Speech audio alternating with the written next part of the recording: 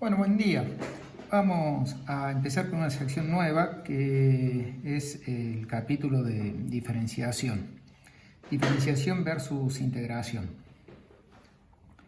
Bueno, empecemos la clase recordando el teorema fundamental del cálculo. A veces se habla de la primera versión y la segunda versión. Otras veces esta segunda versión es la que se llama la regla de Barrow para integrar funciones. Bueno, la repasamos rápidamente, es la que aprendimos en primer año, que si tenemos una función continua en AB, bueno, ya sabemos que las funciones continuas en un intervalo son integrables.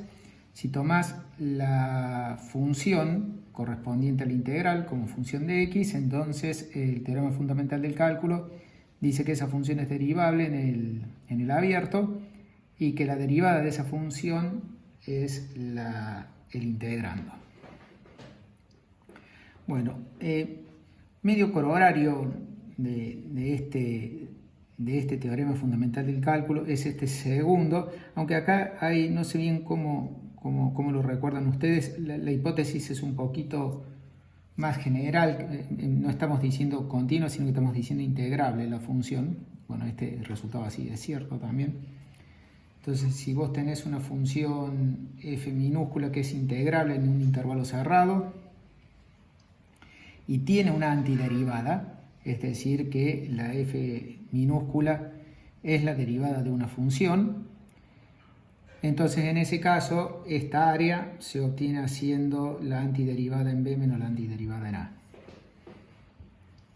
Este resultado, si ponemos f continua, es corolario automático del anterior. Si ponemos integrable, hace falta trabajar un poquito. Bueno, lo que vamos a estudiar es problemas relacionados, preguntas relacionadas con estos dos teoremas en el contexto de funciones medibles. Así que empiezo formulando algunas de las preguntas que surgen a partir de estos dos teoremas en el contexto de funciones medibles y explicar un poquito cuáles de ellas vamos a abordar en este capítulo. Bueno. La primera extensión natural es qué pasa si en lugar de continua acá pedimos que sea integrable el Lebesgue ahora, ¿no es cierto? Nuestro concepto, o sea, en primer año debería haber dicho yo acá, en primer año este concepto de integrable es que sea integrable Riemann en AB. Bueno, a partir de ahora, acá debería haber puesto integrable Riemann,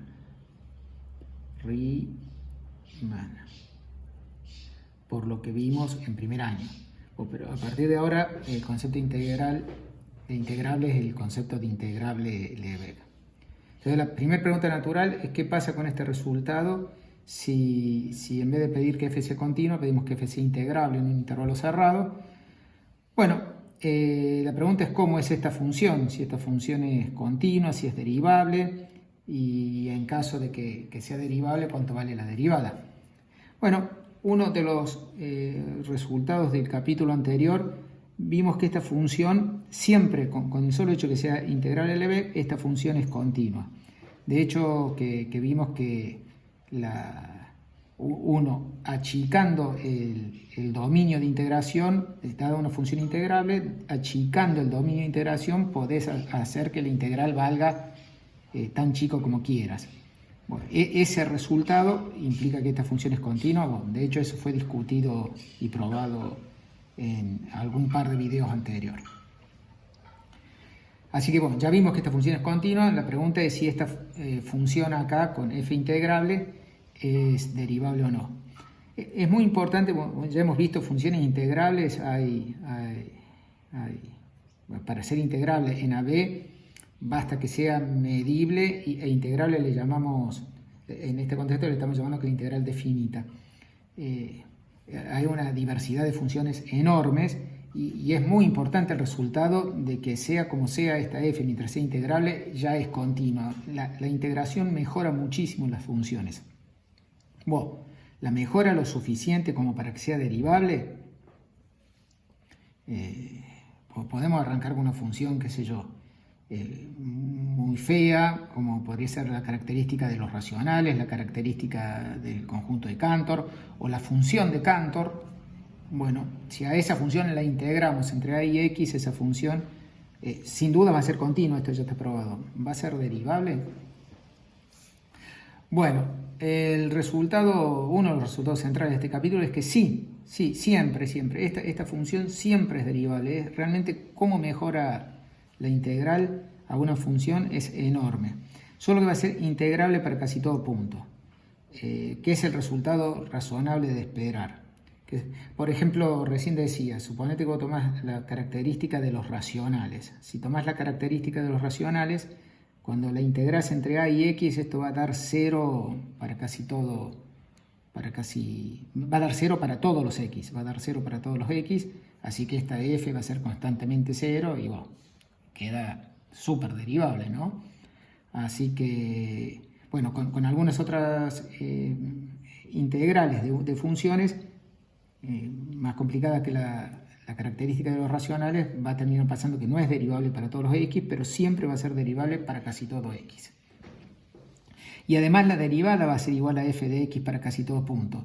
De hecho, que con la que estoy diciendo recién, con la característica de los racionales, si esta es la característica de los racionales, esta que está acá termina siendo 0 para todo x, así que es derivable para todo x, así que acá el sí se da para todos los x. Y esto, en cambio, se da para casi todos los x, porque f' va a ser 0, mientras que esta va a ser 0 solo en los irracionales. Así que no van a coincidir en los racionales, pero eso quiere decir que son iguales para casi todo punto, porque los racionales tienen medida 0. Bueno, así que esto medio lo relacionado con la primera versión del teorema fundamental del cálculo. A ver un poquito qué tenemos que preguntarnos relacionado con el teorema fundamental del cálculo en su segunda versión. Pues, lo cambio porque es como que para que no esté redactado en términos de dos f's, cambio y que quede redactado solo en términos de esta f. La pregunta es, si yo tengo una función que es derivable, que es esta, de modo tal que esta sea integrable Riemann en AB, entonces sucede que la integral de la derivada es f de b menos f de a. Bueno, simplemente reescribí esto eliminando la f minúscula. Bueno, relacionado con este resultado, ¿cómo lo ponemos en contexto en teoría de la medida? Bueno, vamos a corrernos un poquito. Bueno, a ver, acá pongo algunas preguntas. Primera es si yo tengo una función que es medible en AB. Esta es muy vaga, ¿no? ¿Cuán derivable es? Puede ser que sea derivable en algún punto, puede ser que sea no derivable en ningún punto. Bueno, la pregunta acá es media general de más. Por supuesto, por ejemplo, si f es la característica de los racionales, no es derivable, no es ni continua en ningún punto, así que tampoco es derivable en ningún punto. Bueno, pero un poquito en algún contexto, si agregamos algunas hipótesis, ¿podemos asegurar de que llegue a ser derivable? En particular, parte de lo que queremos resolver en esta primera pregunta es que si yo tengo f integrable, esta da integrable. Entonces, como que tenemos que tratar de entender de qué tipo de funciones uno puede asegurar de que sean integrables, ¿no? Bueno. Y en el caso de que yo tenga una función que es derivable para casi todo punto, para volver a este enunciado, supongamos que yo tengo una función que es derivable para casi todo punto. Entonces la derivada va a ser medible, y en caso de que la derivada sea medible, para que la pueda integrar, ¿qué chances tengo de que pase esto? Pues esto más o menos encuadra en qué es lo que sería la pregunta que extendería este resultado en nuestro contexto. Tratar de entender más o menos qué tipo de funciones medibles son derivables, tratar de entender, por supuesto está la definición de derivables, las derivables son las derivables, pero tratar de entender algunas condiciones que aseguren la derivabilidad. Bueno, y en el caso que sepamos que es derivable para casi todo x, voy a tener la derivada que naturalmente, ya lo vamos a decir bien preciso, pero la derivada es el resultado de un proceso de límite y el límite de medibles es medible, así que es bien esperable que cuando una función medible sea derivable, la derivada sea medible, así que en cuyo caso la vamos a poder integrar.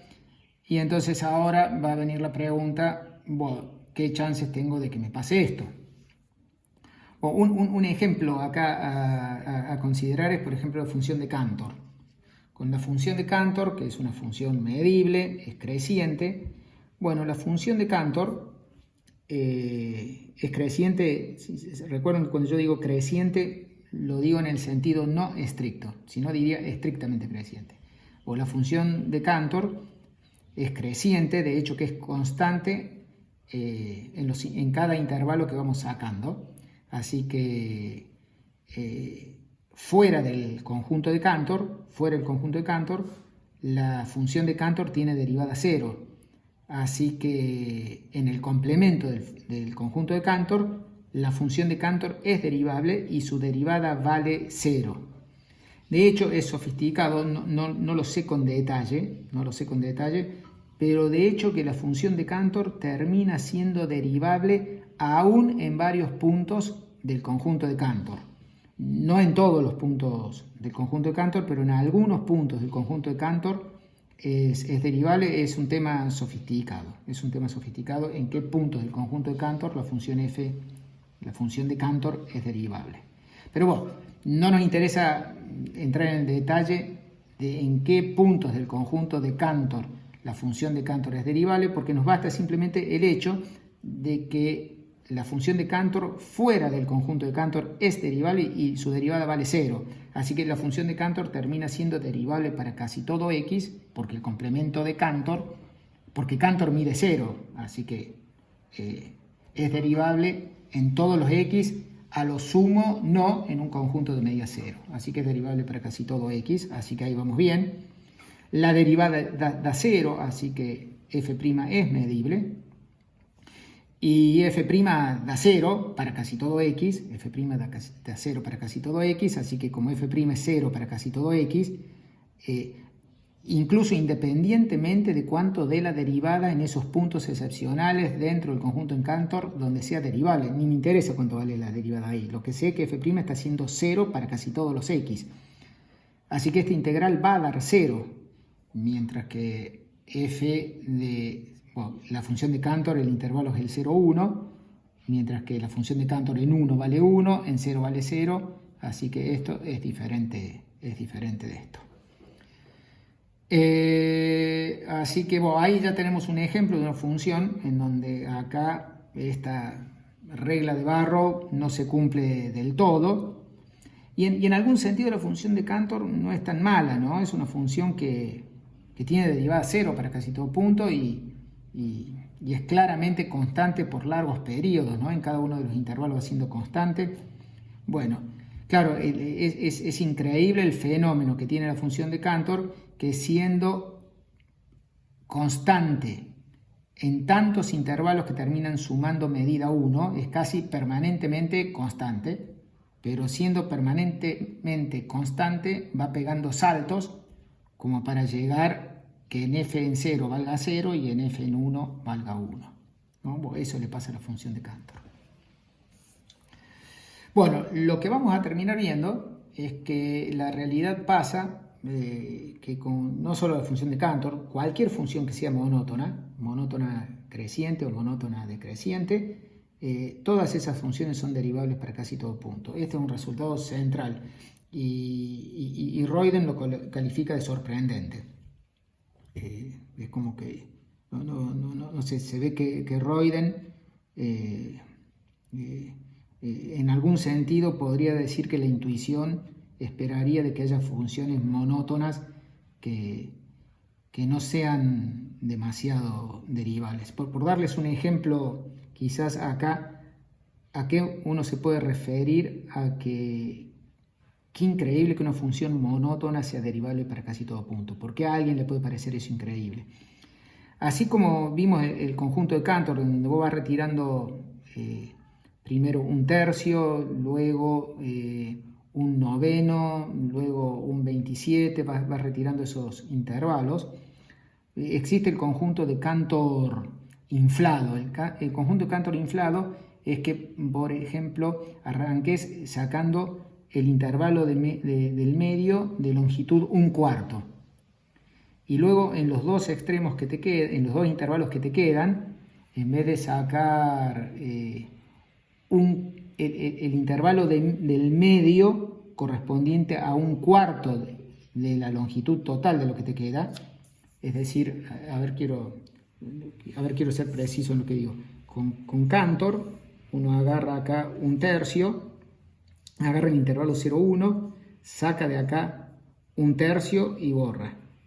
Luego lo que uno hace es de lo que queda, saca 1/3. Terminan midiendo un noveno porque este mide 1/3 y yo le saco 1/3 a este. Así que acá saco 1/3 que va a medir un noveno, saco 1/3 acá, saco 1/3 acá. Bueno, y sigo así. O sea, permanentemente lo que voy haciendo es sacar 1/3 de lo que queda. Eso provoca que los intervalitos que voy sacando son de longitud 1/3, un noveno, un 27, un 27, un 27, un 27. Bueno, el conjunto de Cantor es lo que queda después de todo lo que sacaste. El conjunto de Cantor gordo se construye así. Yo voy a hacer el conjunto de Cantor gordo con 1/4, pero podés hacerlo con proporciones todavía más chicas. Sacá, por ejemplo, acá el 1/4. 1/4 del total. O sea, es como que si hubieras dividido todo en 8. Si hubieras dividido todo en 8, me voy acá hasta 3/8 y acá hasta 5/8. O saco esto, que mide 1/4 del total. Ahora, si yo siguiera la filosofía de Cantor flaco, debería sacar 1/4 de acá y 1/4 de acá. Pero no hago eso. Lo que voy a sacar ahora es 1/4 al cuadrado de lo que queda. O sea, voy a sacar un 16avo. O sea, en vez de sacar acá 1/4, voy a sacar un 16avo de lo que queda. Saco un 16avo, un 16avo. Y luego de lo que queda, saco un 64avo de lo que queda. Se voy a sacar algo chiquitito. Es como que en cada etapa, acá iba sacando 1/3 de lo que queda, acá estoy sacando 1/4 a la n de lo que queda. Así que voy sacando realmente muy poquito.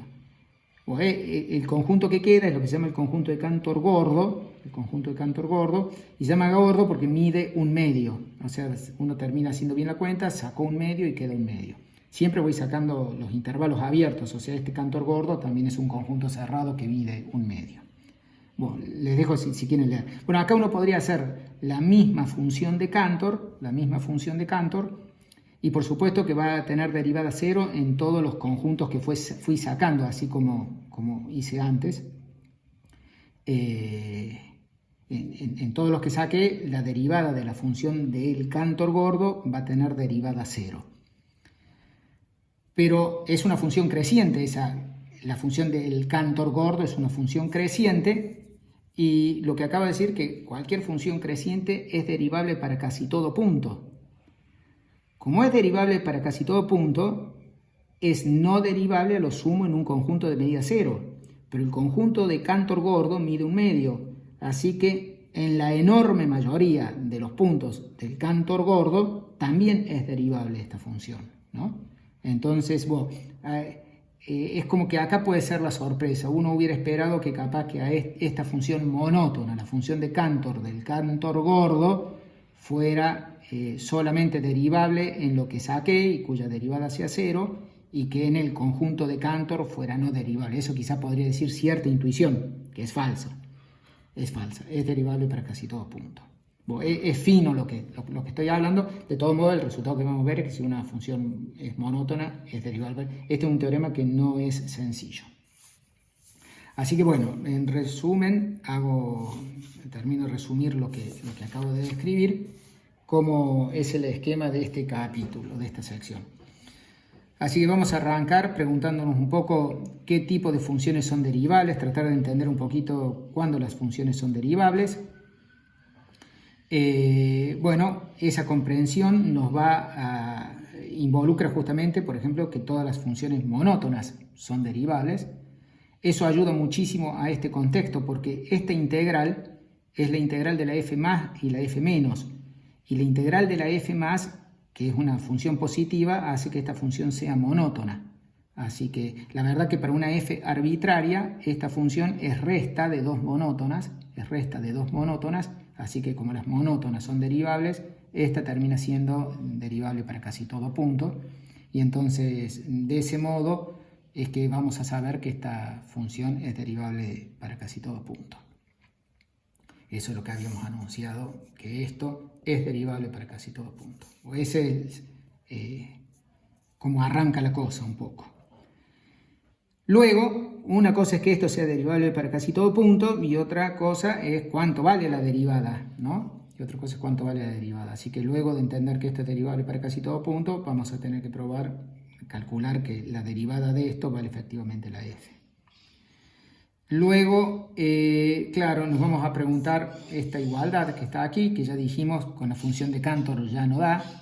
Claro, no da porque si vos aquí reemplazás la b por x, entonces como que acá te quedaría x y acá te queda x. O sea, si vos acá reemplazás la b por x, es como que si esto se llega a cumplir, si la f' fuera suficientemente buena como para que esto se cumpla, termina pasando de que la f que vos tenías original tiene esta expresión. Así que, ¿cómo tiene que ser la f de x? La f de x, esta f mayúscula, para esperar algo así. Y la f tiene que ser tan buena como son estas, porque si se llega a cumplir esto, se tiene que cumplir esto. Así que la f es, salvo una constante, la integral es una de este tipo. Así que una vez que hayamos terminado esto, es como que decimos, perfecto, muy bien, ya sabemos que es derivable, sabemos que la derivada es la f, pero ¿qué otro tipo de propiedades tienen estas? Estas todavía son mejores que derivables. Entonces vamos a estudiar que eso nos va a conducir al concepto de absoluta continuidad. Además de ser derivables, estas van a ser absolutamente continuas, que es mejor que ser derivables en cierto sentido. Y vamos a terminar probando que recíprocamente, si la función es absolutamente continua, entonces la función es la integral de su derivada y entonces vamos a tener la regla de Barrow. Este es el esquema del capítulo.